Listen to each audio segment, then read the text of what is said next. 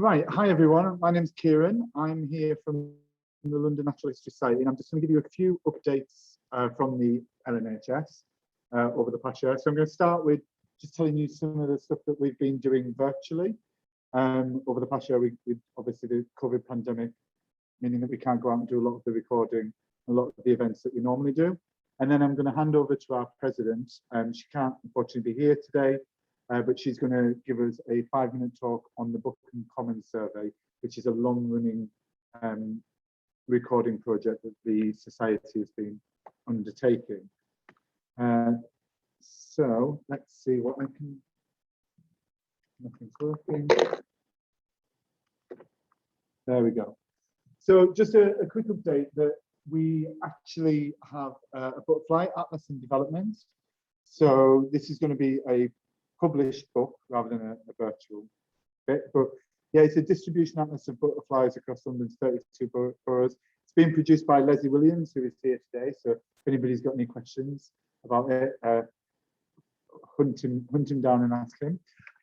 It will use butterfly records from the period 2015 to 2019, and it will follow to the 1980, that should say, to 1986, the butterflies of the London area. So that's just to let you know we've got something coming. We've got a number of virtual talks occurring this year. So this is something that we've been doing to make sure that we can still engage with our members and non-members. All of our talks are free to attend. We do them via Zoom, and you can book them all through the Society's Eventbrite page. So some of the things we've got coming up include a talk at our AGM on the fish of the tidal Thames. Coming up next year, I've got some talks to announce that we'll be doing as well. We've got Dr. Tim King talking to us about yellow meadow antheils. We've got Bob Reed talking to us about brown hares. Mark Fellows talking to us about the consequences of feeding birds in your garden. Don't think it's going to be all good. So yeah, that's an interesting talk. And what I'm personally really looking forward to, a talk from James Merriweather about identifying Britain's strands. And finally, another one we've got booked in is how microfossils unravel ancient natural histories with Anchor Marsh. In addition to that, we've got some specific talks about different habitats, and we've got those with Mark Spencer. They're taking place one a month in the first half of the year. We'll be covering woodlands, acetic grasslands and heath, etc. I won't go through everything on the slide.